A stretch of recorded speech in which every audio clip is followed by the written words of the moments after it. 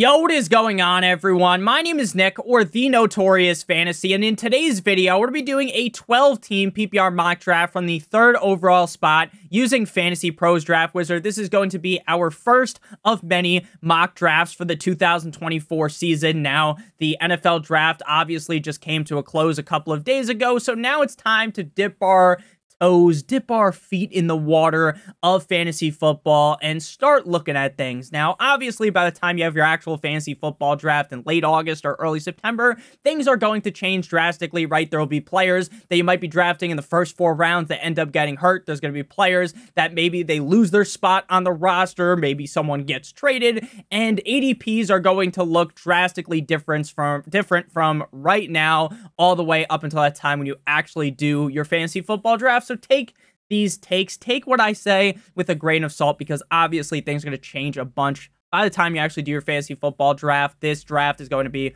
roster position-wise: 1 quarterback, 2 running backs, 2 wide receivers, a tight end, 2 flexes, a kicker, defense, and 6 bench spots. Again, 12-team PPR from the 3rd overall pick. If you guys are new to my channel and you do end up enjoying today's video, you want more fantasy football content, make sure you guys hit that subscribe button down below. And while you're down there, make sure to leave a like on today's video as well. So the draft here begins very normal, right? This is what I believe will happen this season for fantasy football. I think McCaffrey, CeeDee Lamb, Tyreek Hill, and Justin Jefferson will be the top 4 picks in a majority of drafts. Now, what order do they go in? That is up to interpretation right now, but I do think in a lot of drafts, McCaffrey will be the 101. For me, I made a video talking about this yesterday, predicting the whole first round of 12-team leagues this year, and my prediction was Christian McCaffrey number 1, number 2, Tyreek Hill. So for me, at the 103, I'm going to go with Tyreek Hill. I don't really have any qualms with Tyreek Hill. I don't really see very many negatives when you're looking at Tyreek Hill. This is a guy that last year, if he didn't get hurt, probably would have gotten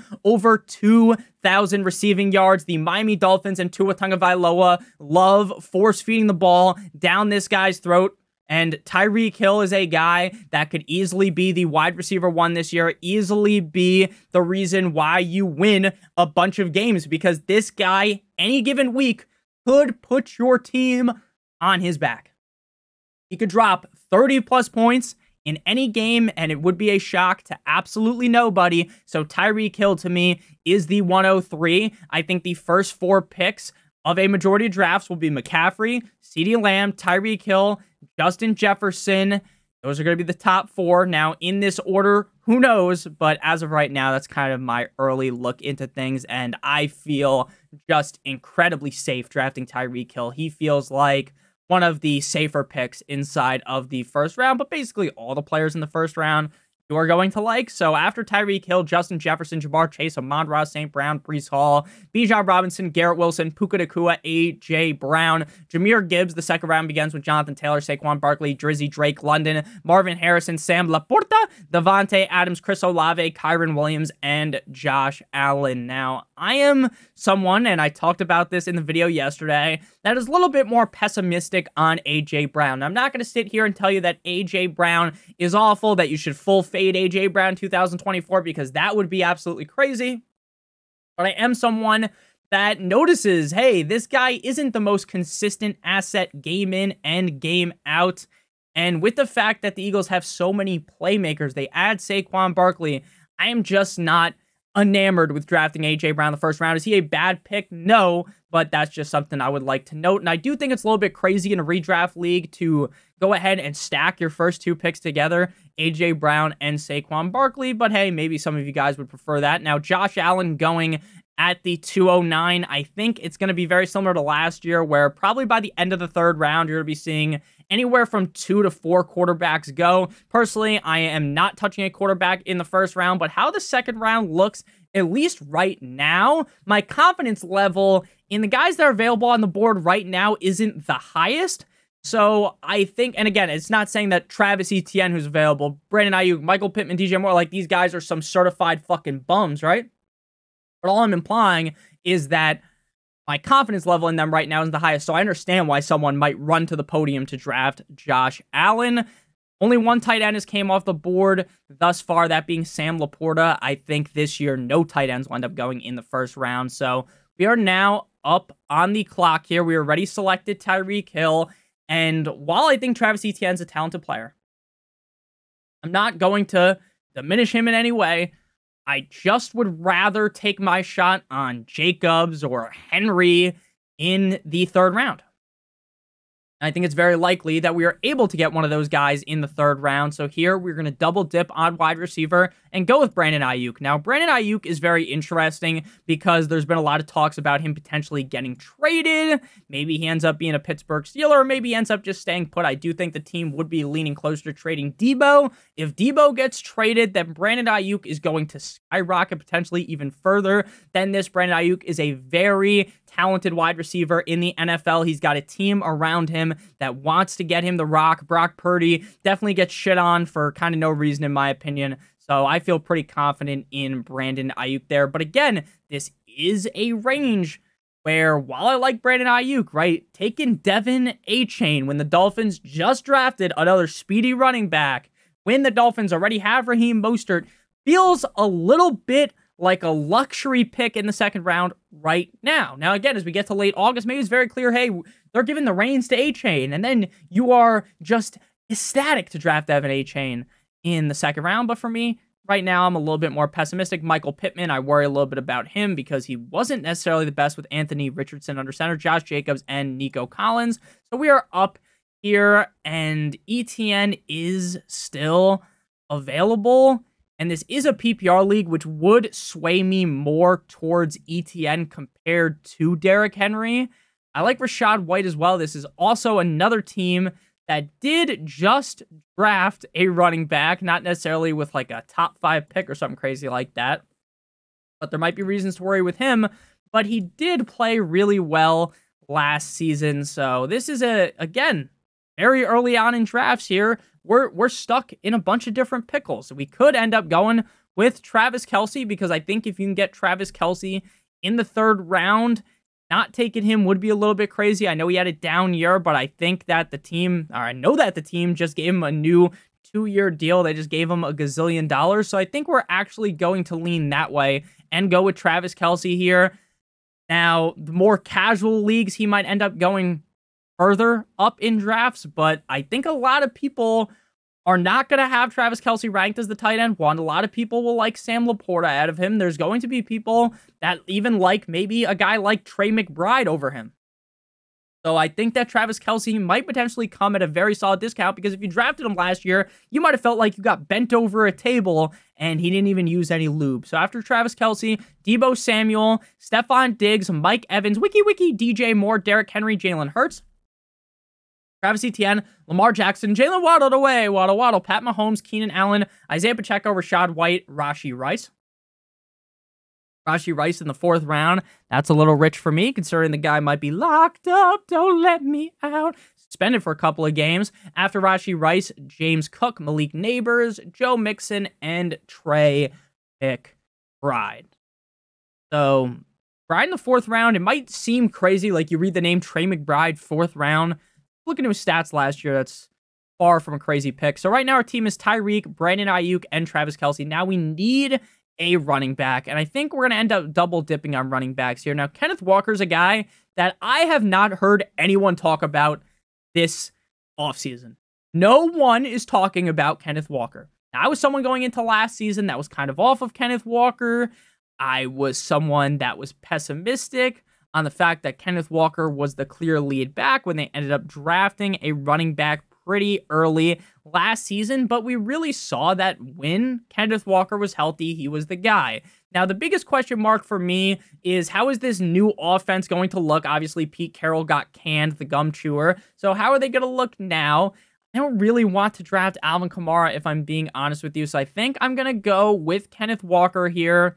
I don't feel like, we talk about this a lot in fantasy football drafts. There are some players that when you select them, you are ecstatic to do it, right? When I clicked the draft button on Tyreek Hill, the blood flow went a little bit downstairs, right? When I got Travis Kelce in the 3rd round, I was excited. When I select Kenneth Walker in the 4th round here, it doesn't feel like a home run pick, but it also doesn't feel like I made a huge mistake. It just feels kind of Now, you could lean the way of going with CJ Stroud here, which I don't think would be a crazy pick either, but I am someone that doesn't really love drafting a quarterback this early. So, based on how things are going right now, like, I'm just full fade on Metcalf. I don't want anything to do with him. Amari Cooper struggled when Deshaun Watson, like, was under center. Like, Deshaun Watson kind of looked like shit last year. So, I think I'm just going to go with the running back that I feel safest with. I don't think Kenneth Walker in any way will end up being a league winner, but it wouldn't be surprising at all if he was anywhere in the range of like a top 8 running back this season. I feel fine selecting that at pick number 46. So after we went ahead and went with Kenneth Walker, Cooper Kupp, Devontae Smith, T. Higgins, as well as Alvin Kamara came off the board. So for me, again, we are just going to jump on the running back position, and I am going to be a huge fan of Aaron Jones this season. Now, Aaron Jones escapes Green Bay, which technically isn't really like some great escape, right? Because the Packers are definitely better than the Vikings. But now you don't have to worry about A.J. Dillon behind him. I know the Minnesota Vikings have J.J. McCarthy under center, who isn't necessarily the best, but I do think Aaron Jones could see a decent amount of dump-offs. Was Aaron Jones consistent last season? The answer to that question would be, fuck no, baby. But I do really think that if Aaron Jones is able to stay healthy, which he did not do last season, this is a guy that could easily be a top 12 guy. We're getting him off the board right now as the running back 18, and I am ecstatic to do that. I think with J.J. McCarthy as the quarterback, I think this is a team that's going to lean on Aaron Jones, right? This is a guy, J.J. McCarthy, who in college was carried by the players around him. Carried by the elite offensive line. He was carried by the playmakers. All he did was not make any mistakes. He said their team essentially, Harbaugh just bubble wrapped them, made sure, hey, as long as you don't just fuck everything up, we're going to win. Right? And the Vikings have enough weapons. They have Aaron Jones to where, hey, just don't mess everything up. I think Aaron Jones could have a very big season in Minnesota. I think Ramondre Stevenson is also incredibly interesting because now with Zeke gone, I know Stevenson had a very lackluster last season, but now they bring in Drake May, a quarterback that's actually competent, unlike Mystic Mac Jones, as well as the Zappinator Bailey Zappi. So I think this might be a pretty solid season for Ramondre Stevenson. After Aaron Jones, we see Zamir White, who in the 5th round doesn't necessarily feel the best, right? It doesn't necessarily feel the best because the Raiders' quarterback situation isn't way better than last season. But Zamir White, and this is a big but, shout out to Kim Kardashian, right? Zamir White showed a lot being given a little, right? When Josh Jacobs went down, saw Zamir White take these defenses to Pound Town. So after Zamir White, we see DK Metcalf, David Montgomery, Amari Cooper, Tank Dell, who just got shot the other day, and this is not meant to be a joke in any way. Serious if you didn't know that. Crazy. I'm glad he's okay, and I feel bad for him. After Tank Dell, George Pickens, Zay Flowers, James Conner. I think James Conner's ADP is going to fall a bit now that they drafted a running back, and that running back that they drafted, I have seen Trey Benson go pretty, not necessarily way too early, but in underdog drafts I've been doing, in the real money drafts, a lot of people are loving Trey Benson. So after James Conner, Christian Kirk, Ramondre Stevenson, Calvin Ridley, Mark Andrews, DeAndre Swift, Anthony Richardson, CJ Stroud, Kyle Pitts, Roma Dunze, Tony Pollard. I would rather walk through glass with no shoes on for 5 hours than draft Tony Pollard. I would rather just think of something that's really bad. Like, I'd rather go swim in lava than draft fucking Tony Pollard. I don't know why Anthony Richardson's going in the 6th round. I know the guy was amazing when he was healthy, but he basically just got hurt every single game, and that kind of scares me. Now, again, I'm not going to throw the injury-prone narrative onto him. Say, he's guaranteed to get hurt, right? Not only because I'm not a doctor, but because I think it's crazy to put that on a majority of players. But I'm just using my eye test. Hey, this guy was getting hurt all the time. I don't want to draft that in the 6th round. Now we are back up here and do Dalton Kincaid in the 6th round. Chef's kiss. Man, you've weak. The problem is we already drafted Travis Kelce, so we're not going to be able to get him here. Running backs, not the best. Like, I love Nick Chubb, 9-inch Nicholas Chubb, one of my favorite running backs in the NFL. His leg got bent all types of ways. I don't think he's going to be ready to start the season. I don't want to take that in the 6th round, especially in a double flex league, right? I want these next 2 picks in my lineup, right? I want these guys to be weekly contributors. So we are going to look away from that. I do kind of like Jaden Riley Reed in this round. I think Jaden Reed is going to continue to be one of the favorite pieces of this Packers offense, but I don't know if I necessarily need to draft him in the 6th round. He can come back in the 7th, but I also like Diontae Johnson. So I'm just going to pick 2 running backs here, or not 2 receivers here. Like, I like Joe Shiesty, another guy that just keeps getting hurt. Like Kyler, I think I'd rather just wait for a guy like Jordan Love, Brock Purdy, one of these guys, and maybe double them up, add Goff to the team, add Kirko, Chains, Kirk Douglas, Caleb Williams. So I'm going to go receiver. And Chris Godwin, I don't know what the fuck happened with this guy. Just didn't feel the same last year. And in the 6th round, I'm certainly not drafting that. Like, that just doesn't, like, nothing about the name Chris Godwin in the Lord's year of 2024 is making me want to draft him. Terry McLaurin's a guy that I'm always going to be in love with. No Diddy, right? I really do like Terry McLaurin. I think the guy has all the skills to pay the bills, but the problem is the quarterbacks have basically given him a swirly every single year. Now he gets Jaden Daniels. We'll see what happens there. Hollywood Brown is going to be hit or miss every single game. Every single game, Hollywood Brown is going to be hit or miss. This is a guy that I could see scoring 25 points 5 games of the year, scoring 3 points the rest of the games. And I'm just going to take that shot right now in the 6th round. I think people are going to steam him up to end up being like a 4th round pick. And at that price, I would be more than out. There's no way I would be selecting Hollywood Brown. Even the 6th round feels a little bit high for me, but we're going to just do it. It says there was a 100% chance he came back to us, but I don't necessarily think that. After Hollywood Brown, Dalton Kincaid, Kyler Murray, Javonte Williams, Raheem Mostert. Mostert pretty interesting going in the 7th round, A-Chain the 2nd round. Now, drafting A-Chain and Mostert on the same team, like last year, if you drafted Mostert and you picked up A-Chain, right, you were playing them both. I don't consider that to be all that crazy, right? Because you drafted one late, you picked the other one up, right? Not insane, especially with how good the production was. Drafting A-Chain the 2nd round, that tells me that you should want A-Chain to be the guy, right? A-Chain, the guy scoring all the points. So now you're basically handcuffing yourself, right? You're basically just saying that, hey, maybe I was wrong about that Devin A-Chain pick. And doing that in the 7th round is very, very stupid. Very, very crazy. So we're back up on the clock here. And I think we're going to go Jaden Riley Reed. I'm very interested in Diontae Johnson. Diontae Johnson is another one of those guys that I think is going to be straight up swing. Swing or miss, would that be the term, right? Like home run, boom or bust. Like I think Diontae Johnson is either going to straight up be a, like, you got him in the 7th round and you feel like a fucking genius, right? You feel like Albert Einstein, right? You feel amazing because Bryce Young never really had a weapon like Diontae Johnson in the NFL, right? Diontae Johnson is just getting fed the ball like he used to with Big Ben Roethlisberger in Pittsburgh. And then you are just, it's like back in the day when the Kings were super fat, right? Because they were able to eat. That's how you're going to feel, right? If you get Diontae Johnson. There's also a chance that Diontae Johnson feast or famine, right? Either you're feasting or Diontae Johnson just, like Bryce Young maybe just isn't that guy, right? Maybe Bryce Young picks Xavier Legette to throw the ball to instead, and then you're kind of just shit out of luck with Diontae Johnson. That's a guy, I've been a Diontae Johnson. It's like Terry McLaurin. I've been a Diontae Johnson truther for so long. I'm always going to ride with him.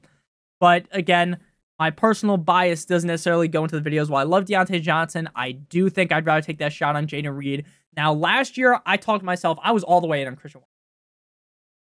I was as in as you could be, right? I was basically one of Christian Watson's fucking family members cheering for him, right? I was like his #1 fan, and things didn't work out. He kept getting hurt, this, that, and the other thing. Jaden Reed showed off he could be that guy. I think Jordan Love Me Tender, Love Me Sweet is legit. He's too legit to quit, so I'm going with Jaden Riley Reed in the 7th round. Call me crazy, but I do really think that in the Green Bay offense, Jaden Reed continues to be that guy. In the 7th round, you are going to feel very great about that pick when you look back at the end of the season after Jaden Reed, Terry McLaurin, George Kittle. Kittle's a guy, another one of those feast or famine guys, but it's not feast or famine for the season. It is every single game, right? Every single game you play George Kittle, you're either getting 3 points or you are going to get 20 points, 25 points, right? That's the guy George Kittle is. It's because he's so good at blocking. They don't use him as much. Now, if they get rid of Deebo Samuel, you could talk yourself into, hey, maybe George Kittle's going to be seeing more touches. Maybe he's going to be more involved in the offense. And I would buy into that. But right now, knowing what we know, I don't really love George Kittle. Now, the 7th round, you could talk yourself into any kind of tight end that you think is going to get as much volume as Kittle and that has that much week winning upside, but the week in, week out production just isn't going to be there. After that, we see Jordan Love, Jordan Addison, Tajay Spears, who's going to be a hot pick because no one likes Tony Pollard. Najee Harris, Jalen Warren, Chris Godwin, 9-inch Nicholas Chubb, Deontay Johnson, DeAndre Hopkins, Dak Prescott, Jackson Smith in the Jigba, Austin Eckler, Cortland Sutton, Zach Moss, who could be the lead back in Cincinnati, Joe Shiesty, and Jameson Williams. Now, Austin Eckler, what a fall from grace for this guy. Like Humpty Dumpty off the top of the wall, right? Like Ric Flair jumping off the top ropes. From the first round, from a guy that basically the fantasy community loved. They oogled, they ogled when you heard the name Austin Eckler. Everyone was basically slurping on this guy's Johnson. Now, in 2024, I don't want to play with you anymore like Andy in Toy Story, right? I'm tired of Austin Eckler. And I think in Washington, the 8th round, I'd be willing to take that shot, right? Because it's the 8th round. But last year, we saw this guy running the football, and sometimes it looked like he was running in molasses. Like, I'm convinced that I could run faster out there than some of the looks that he got last season. But hey, maybe Jaden Daniels turns into a check down Charlie, right? He's just checking the ball down a million times, and Austin Eckler ends up being like a league winner. That wouldn't be that crazy, but it also wouldn't be that crazy if Eckler is just second fiddle, right, behind Brian Robinson Jr., and then, like, damn, right? like, damn, I paid Piper on Eckler, and then you see Brian Robinson play well. Now, looking at the running backs available at this point, this is where things start to really, really fall off. Now, there's always going to be diamonds in the rough, right? There's always going to be the Kyron Williams. There's always going to be those guys. But when we're talking in April, this range looks even more disgusting because you haven't seen anything. We haven't gotten the blurbs out of camp, the stuff that you have to sift through to kind of read through the smoke screens, like what's fugazi, what's a wazi, what's a woozy, and what is a serious claim, right? But now in fucking April, you can't read through that, right? There's talks about, like, I think Devin Singletary is going to be the guy. I don't really think they have anyone that rivals Devin Singletary, but Devin Singletary also wasn't very good until last season. So I'm kind of hesitant to be the commander of the the Devin Singletary bandwagon. But looking at things here, I wish every website had this, like every fantasy platform had this, but this is a very useful tool on Fantasy Pros. Is just being able to see which team has a quarterback, which team doesn't. So every team has a quarterback except for me. Guy to my left, pits of despair. So realistically, like, if I was clamoring to draft Brock Purdy, I would do it right here, right? I'm not necessarily so in on Brock Purdy to where I had to draft him here. Like, I'm willing to take the shot. Hey, I might not get Brock Purdy. It is what it is. That's kind of my thought process here. Now, there are going to be leagues. I need you guys to understand this. Again, this is April, so maybe you guys won't remember this, but this is a point that I staple in every single mock draft. We talk about this from April all the way up until August, early September, right?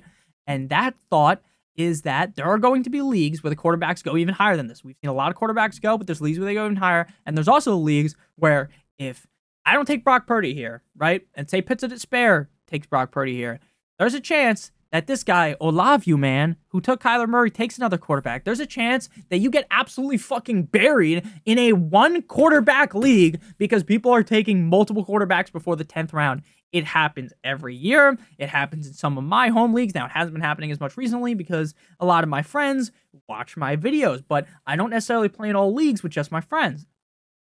In leagues with friends of friends.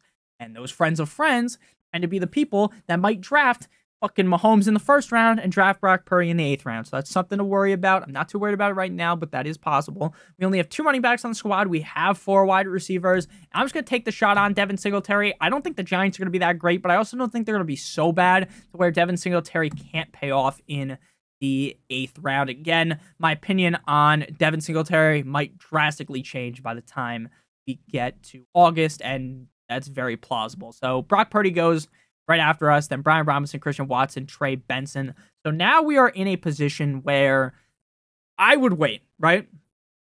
Now, if you know your league mates, hey, say you want Tua, right?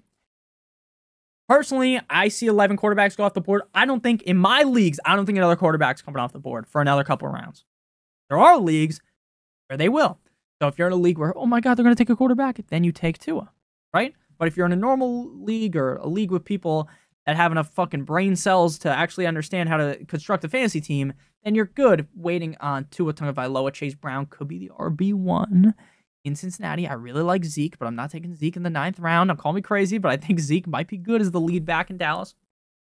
At price, we're going receiver here. Again, this is a league that screams wanting to start 4 receivers at once, unless you load up on running back or unless you find that diamond in the rough, that waiver wire guy like Devin 2 Chains.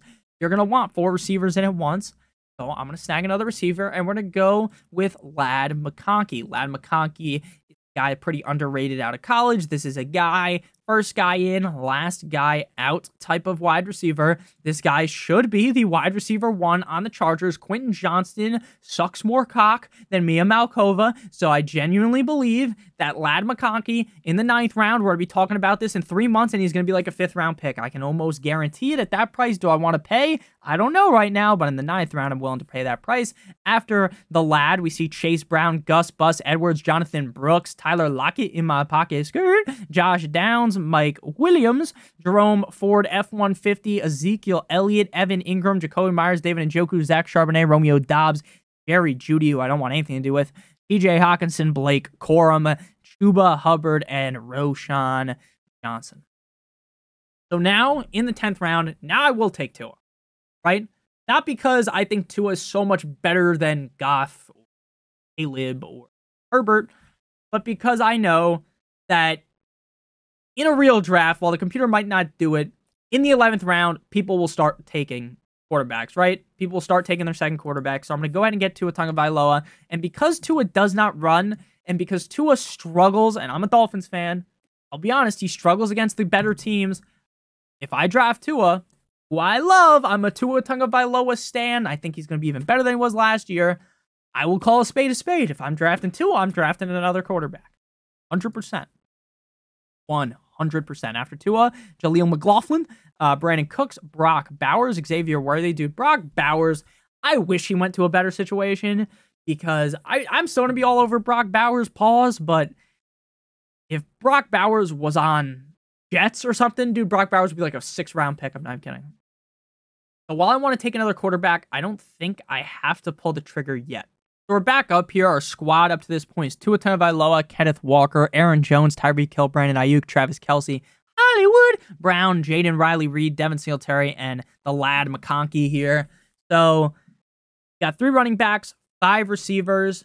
Again, since we can't really read into the tea leaves, taking these late round running backs is hard. If I was doing my actual fantasy football draft now, which you shouldn't be doing, I might consider taking 3 straight running backs because I just feel confident with those more confident with those running backs going early.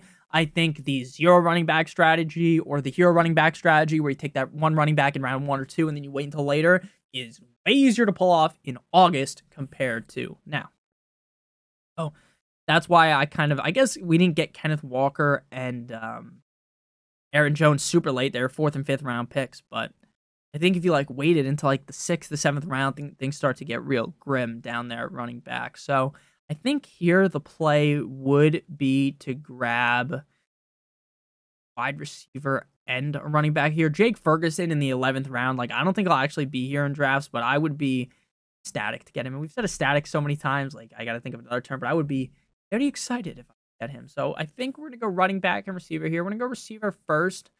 Jahan Dotson, kind of sneaky, really didn't do anything last year, but I still think he's good, and I think Jaden McDaniels might be able to unlock him. We're going to go Keon Coleman. This is a guy that's going to be getting a lot of hype going into the season because people are going to talk about him as the #1 guy in Buffalo. We'll see if that ends up coming true or not.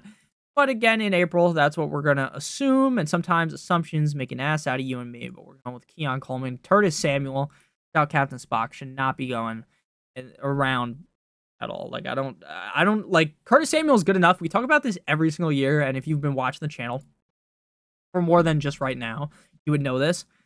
Curtis Samuel is a guy that every single year will have 2-3 good games in a row and you will never see him again.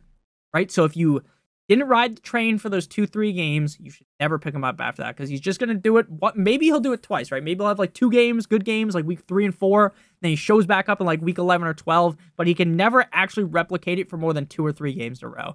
After that, we see Rico Dowdle, Ty Chandler, Antonio Gibson, Khalil Herbert, Adam Thielen, Pat Freiermuth, Curtis Samuel, Kendre Miller, Jake Ferguson, Jahan Dotson, J.K. Dobbins, Dallas Goedert, Tyler Algier, Ravens, 49ers, Sanders, Schultz, and the Browns. If you are drafting a defense right now, there's really no strategy because we don't have the schedule. Once the schedule drops, which I think is a couple of weeks from now, what you want to do is draft a defense that you think is going up against a shitty offense and then just cycle them every week. I make videos every single week, which is why you want to be subscribed during the season about which defense you should be streaming in any given week. So now we're back up on the clock here. And oh man, are these running backs gross. So I'm almost thinking maybe I want to just draft another receiver here or go quarterback. I like Herbert, but I don't know if Herbert's going to have that huge of a year with like Ladd McConkey as number 1. I think Ladd could have a great year while Herbert is just okay. So I want to take the shot on Caleb. Really just depends how much he runs due to how much value he could have. But with the receivers that he has around him, I think he could end up being easily top 8, top 5 guy, maybe. Well, so after we went ahead and got Caleb, we see, and I think he will end up going earlier. People really buy into the hype, but there are a lot of Caleb Williams haters out there. Cole Kmet, Luke Musgrave, Damian Pierce, Jared Goff. Since we drafted Kelsey so early, we don't need a second tight end. I think that's just a roster spot. Because when are you ever going to play Tucker Kraft, Mac and Cheese, K-Dot and Chig, Juwan Johnson? Any of these guys, you're never going to play them over Travis Kelsey, so don't waste your fucking roster spot. Just cut someone off your team and pick up a tight end when Kelsey is on bye. So we're back up on the clock here. This might just be a 4 running back team, low-key, because running backs down here are just disgusting. Again, because we're talking in April. Keaton Mitchell could end up being a certified smash as the RB2 behind Henry, or maybe they just use someone else, and then he ends up being like a bum pick. I think Bucky Irving could end up paying off if Rachaad White doesn't play as well. So first, we're going to go ahead and select a receiver. We're going to go with Rashid Shaheed. The Saints did not do anything to address the number 2 spot. So while I don't love the quarterback situation in New Orleans, I think Rashid Shaheed could very well shine bright like a diamond in New Orleans this year. So we're going to go with Rashid Shaheed. And then we are going to go running back and hopefully be able to get the running back that we wanted, which was Bucky Irving as the back. He got picked 125 to Bucks. The running back that will be behind crowd with 2 A's White. Bucky Irving here. Again, talking about super deep sleepers in April is crazy because Bucky Irving could go up highly. He could end up being like the 3rd or 4th string running back. You just never really know this early. So that's why we won't go too in-depth into things. So again, right now, I would be drafting my defense based upon which defense has the worst opponent week 1. We're going to go with the Chiefs defense because they're just the highest ranked defense. Not too much to look into there right now. And then for kicker, I will have kicker rankings that you guys can purchase with my regular rankings. But again, right now, I'm not going to sit here like, oh my God, I'd rather have Matt Gay over Cameron Dicker. I'd rather have Jake Moody compared to Daniel Carlson. I'd rather have Blake Group instead. Like, why? There's no reason to argue. You just take the highest ranked guy right now. And I'm actually not going to do that because I'd rather have Jake Moody over Dustin Hopkins. So, thank you guys all so much for watching. We got an 86 out of 100. I'm not sweating what my ranking is now. To recap our team, we got quarterback Tua turning the ball over. My boy Tua Tagovailoa.